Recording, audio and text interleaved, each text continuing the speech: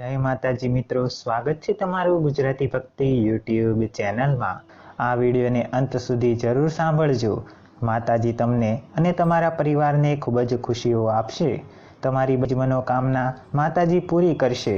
પૂજા ઘરમાં આ વસ્તુ રાખવી અશુભ ગણાય છે, ધનનો નાશ થાય છે। માતા લક્ષ્મી આવા ઘરનો ત્યાગ કરી દે છે। સાથે જ આ વિડીયોમાં જણાવીશું તે વિશેષ વસ્તુઓ વિશે જેનું પૂજા ઘરમાં હોવું ખૂબ જ જરૂરી છે। મિત્રો, જો તમે ઘરમાં સુખ, શાંતિ, સમૃદ્ધિ અને ધનની ઈચ્છા રાખો છો તો આ ત્રણ વસ્તુ પૂજા ઘરમાં હોવી જ જોઈએ। સ્વયં ભગવાન શ્રી કૃષ્ણએ તેના વિશે જણાવ્યું છે।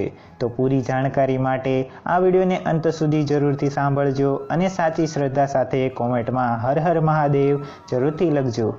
મિત્રો, દરેક મનુષ્ય પોતાના ઘરમાં એક નાનું પૂજા ઘર અથવા મંદિર જરૂર બનાવે છે, જેની અંદર તે પોતાની પ્રિય દેવી દેવતા અને તેનાથી જોડાયેલ મહત્વપૂર્ણ વસ્તુઓ શ્રદ્ધાપૂર્વક રાખે છે। પરંતુ અમુક એવી વસ્તુઓ હોય છે જે ન રાખવી જોઈએ, કારણ કે તે વસ્તુઓથી ઘરમાં નકારાત્મકતા આવે છે અને લડાઈ ઝઘડા, કલેશ, કંકાસ અને નુકસાન થાય છે। આજે આપણે જાણીશું એવી જ કેટલીક અશુભ વસ્તુઓ વિશે જેને ઘણા લોકો જાણતા અજાણતા ઘરના મંદિરમાં રાખી દે છે। જો તમારા મંદિરમાં આવી વસ્તુઓ છે તો આજે જ તેને દૂર કરી દેજો અને બીજી જગ્યાએ રાખજો। લોકો એમ માને છે કે તે ધાર્મિક વસ્તુઓ છે, તેનાથી પણ પૂજા કરવી જોઈએ, પણ એવું નથી। ભગવાન કૃષ્ણ કહે છે કે કળિયુગમાં મનુષ્ય કેટલીક અશુભ વસ્તુઓને ધાર્મિક માનીને તેની પૂજા કરશે, તેને ધાર્મિક શાસ્ત્રોમાં વર્જિત માનવામાં આવે છે। આવી ભવિષ્યવાણી શ્રી કૃષ્ણએ પહેલેથી જ કરી દીધેલી છે। તો ચાલો આપણે જાણી લઈએ કે કઈ વસ્તુઓ પૂજા ઘરમાં રાખવી જોઈએ અને કઈ વસ્તુઓ ન રાખવી જોઈએ। પરંતુ તે પહેલાં તમને એક વિનંતી કરું છું કે વિડીયોને લાઇક જરૂરથી કરજો, મિત્રો સાથે શેર કરજો અને તમે હજુ સુધી ચેનલને સબસ્ક્રાઇબ નથી કરી તો ચેનલને સબસ્ક્રાઇબ કરી બેલ આઇકન જરૂર દબાવજો। તો મિત્રો, સૌથી પહેલું આવે છે સ્વસ્તિક।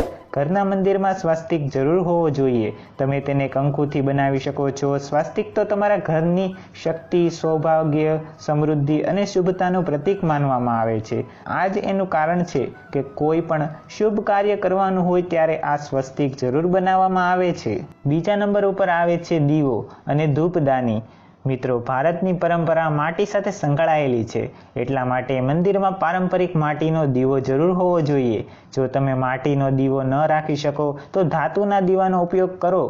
જો તમારે ભગવાન પર વધારે શ્રદ્ધા હોય તો તમે છાણા પર ગોળ અને ઘી રાખીને તેનું ધૂપ પણ આપી શકો છો। આવું કરવાથી ઘરમાં સુખ શાંતિ બની રહે છે।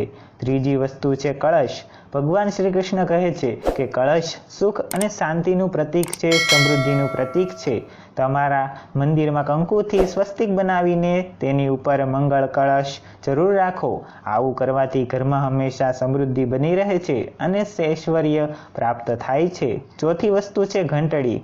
મંદિરમાં તમે ઘંટડી જરૂર જોઈ હશે। ઘંટડીને ખૂબ જ શુભ માનવામાં આવે છે। જે ઘરના મંદિરમાં ઘંટડીનો અવાજ થાય છે ત્યાંનું વાતાવરણ શુદ્ધ અને પવિત્ર બને છે। જે ઘરમાં પૂજા દરમિયાન ઘંટડી વગાડવામાં આવે છે તે ઘરની આસપાસની બધી જ નકારાત્મક શક્તિઓ દૂર થઈ જાય છે અને સાથે જ સુખ સમૃદ્ધિના દ્વાર ખુલવા લાગે છે। પાંચમી વસ્તુ છે શંખ।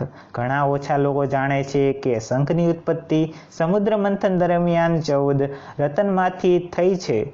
એ જ કારણે મા લક્ષ્મીને તે ખૂબ જ પ્રિય છે। શંખની ધ્વનિથી સકારાત્મક ઉર્જાનો સંચાર થાય છે, એટલા માટે તો શંખ હોવું જરૂરી છે। શંખની ઉપસ્થિતિથી માતા લક્ષ્મી પ્રસન્ન થાય છે અને ઘરમાં ક્યારેય ધનની કમી મહેસૂસ થતી નથી। તો મિત્રો, આ હતી કેટલીક વસ્તુઓ જેને ઘરના મંદિરમાં જરૂર રાખવી જોઈએ। તો મિત્રો, હવે આપણે જાણીશું કે કઈ વસ્તુ છે જેને આપણે ઘરના મંદિરમાં ન રખાય। તો સૌથી પહેલી વસ્તુ છે કે તૂટેલા ચોખા। તમારા મંદિરમાં ક્યારેય પણ તૂટેલા ચોખા ન રાખવા જોઈએ, તેમજ જૂના ચડાવેલા ચોખા લાંબો સમય સુધી ન રાખો, તે નકારાત્મક ઉર્જા ફેલાવે છે।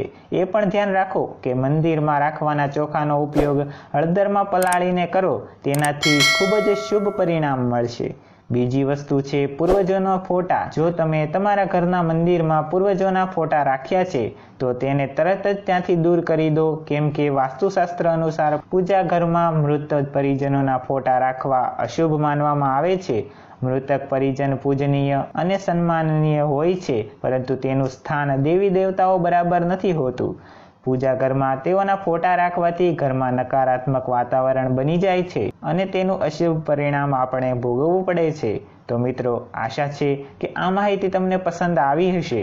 જો તમને આ વિડીયો પસંદ આવ્યો હોય તો લાઈક કરી અને તમારા મિત્રોને શેર કરી શકો છો અને કોમેન્ટમાં જય માતાજી, જય શ્રી કૃષ્ણ લખીને ચેનલને સબસ્ક્રાઈબ કરવાનું ભૂલતા નહીં.